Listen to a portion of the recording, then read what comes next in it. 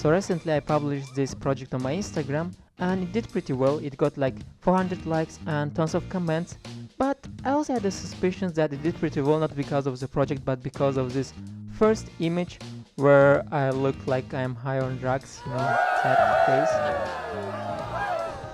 face. Let's finally get to the point why you came to this video, okay? And of course you came to this video so we can watch together videos of cute cats. I'm joking. Let's get into the tutorial.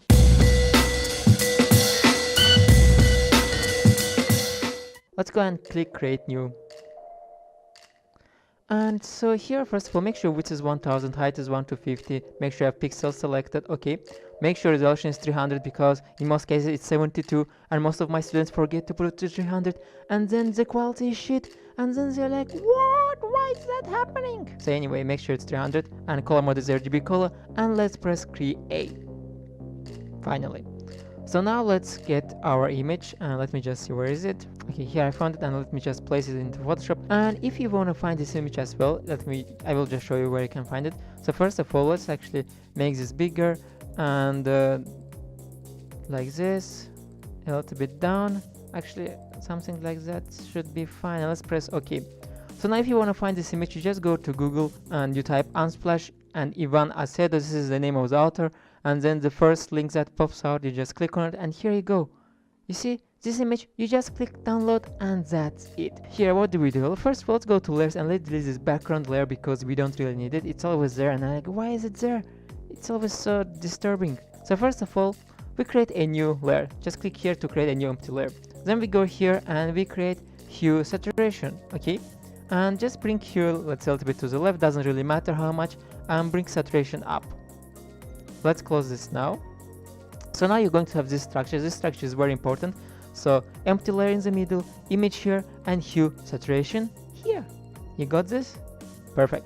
So for example, if I now click on this image here, and then let's say I go here, click right, and here you have to choose not the normal brush, but mixer brush tool. That's very important, okay? Just click this mixer brush tool.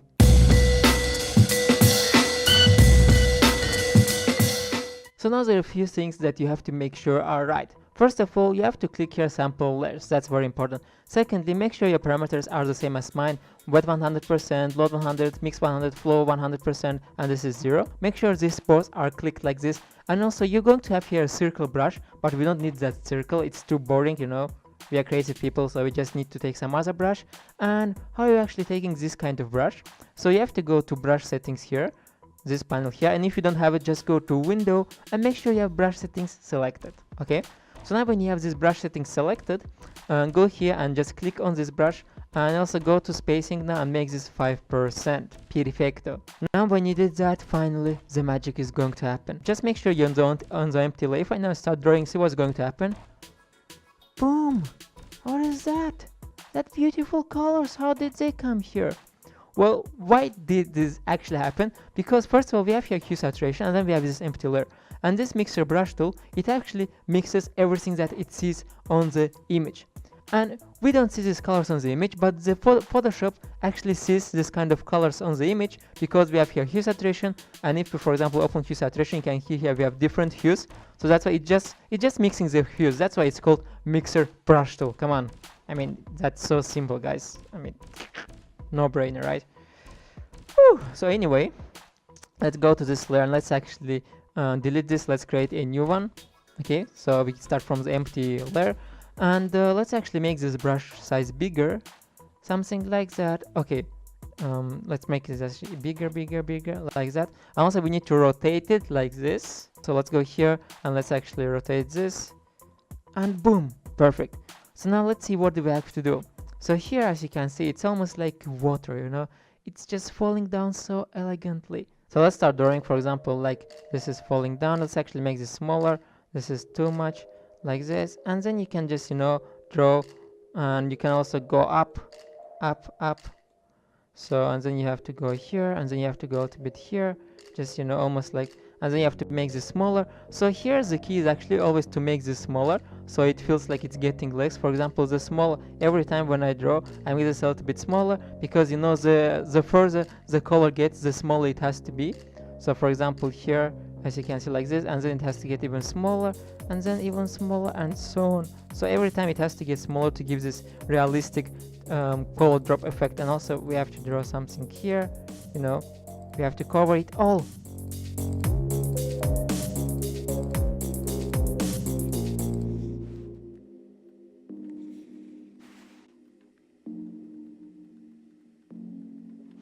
So now when we did that, this actually doesn't look as good as the original artwork. So what do you have to do right now? So first of all, we have to erase some of the colors. So in order to do that, you just go here, you click right, and then you take eraser tool. Okay, let's make this a little bit smaller, and let's also make sure hardness is 100%. That's very important. For example, if you look at the original artwork, you see it has flow, you know. It's actually going here is a little bit smaller, here is wider, and the same we have to do here. So for example, it has to go like this and then like this. So similar to that. Don't worry, we are going to correct everything right now. And also let's actually delete some of this part. So,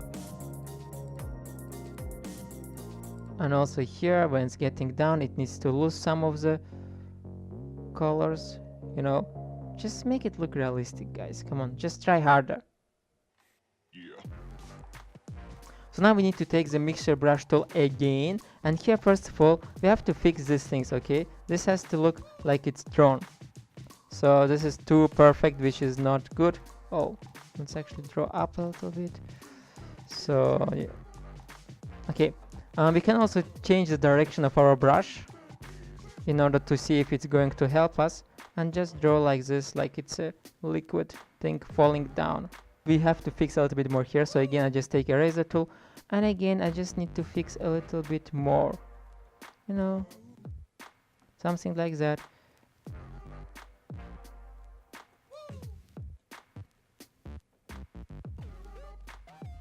And then we just need to add some small drops here, like this ones.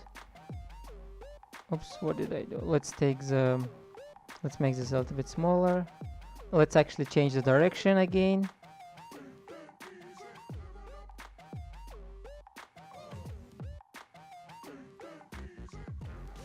And try to go with the image. For example, as you can see, I went a little bit to the left here because actually the clothing is also going to the left. So the shape of the body is going to the left.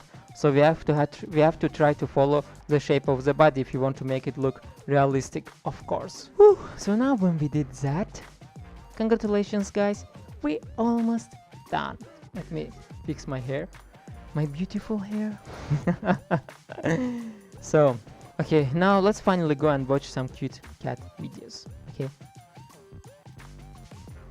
when we did that, what we actually have to do, we have to make sure that this hue saturation appears only on this layer. So we don't want the hue saturation affect the whole image, right? Right.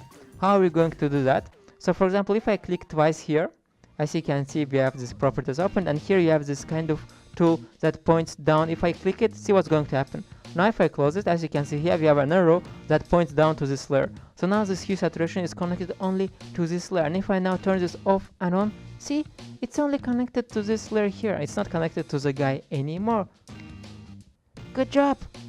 So now let's actually select both of them. So you just hold Ctrl or Command and click on both of them to select them, and then click right here, somewhere in the empty space, and then click Convert to Smart Object. Now they're basically one smart object. So now we go to Filter, and then we go to Stylize, and then here you have Oil Paint. Then just click on Oil Paint, and this is going to do. So as you can see, we already have here, like it looks like a painting. So for example, if I turn this off and on, you see the difference? It's a big difference, okay? And you can just, for example, play here with the lighting to make it look stronger or to make it look less strong, but I wouldn't suggest it to make it that strong. Then you can play with the scale, you know, and then to have smaller lines or to have bigger lines. And I would go with smaller lines to make it look more realistic. And also you can play with stylization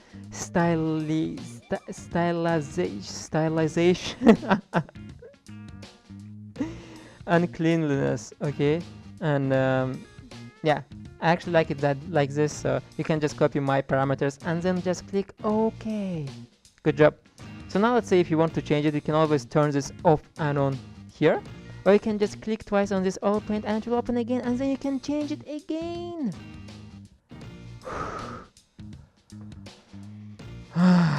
So let's just click OK. So now to make it more realistic, I would suggest to add some shadow to it, and for that we just create a new empty layer. You go here, you click right, and you select the normal brush tool, okay, not the mixer one. Don't mix them up.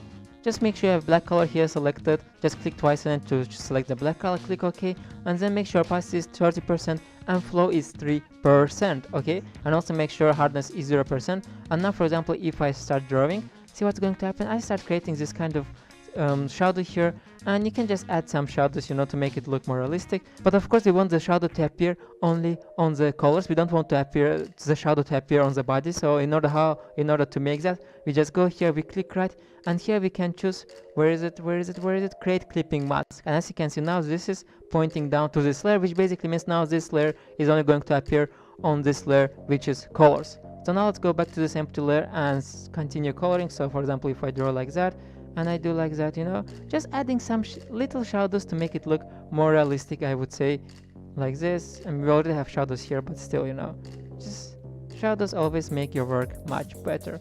Just adding a little bit darkness to our world. Sorry, I'm just a Darth Vader fan. By the way, did I already tell you that you need to subscribe, that the Empire needs you guys? Look!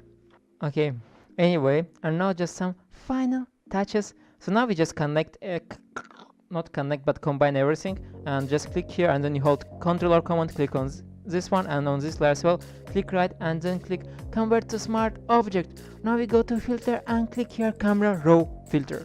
Okay? Don't make me angry. Just do what I say, and it's gonna be fine. I know what I'm doing, okay? I have been teaching Photoshop for the last 500 years. I have been teaching Photoshop even before Photoshop was created. So this tool actually helps us to change the colors of our image. And don't look at this thing, you know, because it's showing the full image. It doesn't know it doesn't know that we don't need the full image. We just need this part. So just don't care about this thing, okay? So first of all, I want to go here and make the contrast less, okay? And of course you can do your own changes if you want to give it a different look. And then I want to make it a little bit warm, actually. Tint, I want to give it a little bit green look. Exposure down a little bit, and highlights, shadows, so up, shadows, up, whites, down, blacks, up. Clarity, a little bit of clarity wouldn't be bad. Let's now go here to the third option, and here we have hue, saturation, luminance. So let's start with reds. So what color we want the reds to be? We want them to be, yeah, like this. Oranges, what color we want the orange to be? We want the oranges to be yellow or pink.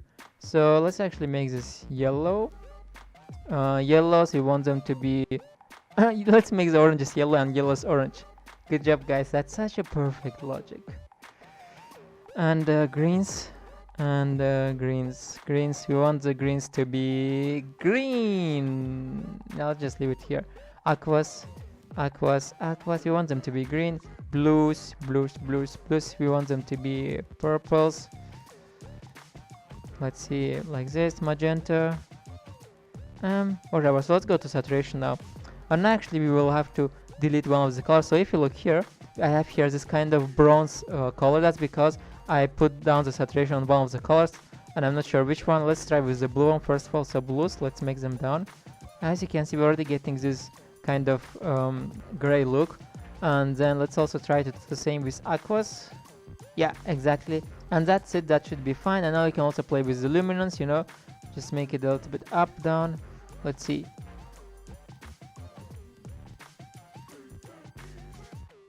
So now if I click OK, boom, here you go. Of course you can change the colors if you want to make it, if you want to give it different colors, if you want to make it more colorful, if you want the colors to pop, to be like super duper saturated. That's just not what I like. I like it to be, you know, just smooth. That's it, guys, for this tutorial. I really hope you liked this, and if you did, don't forget to leave a like, okay? No, seriously, no kidding, don't make me angry. And see you guys on the next lesson. Don't forget to check my other tutorials. I have so much cool stuff you can't imagine. And remember that if you want to master Photoshop, just go to learnfromfred.com and you will get access to my premium classes for a whole month for free. You can start learning for free, try it for 30 days, and then it's just $24 per month. And you get to create all of these amazing projects. That was it for today, guys, and see you on the next lesson. Bye!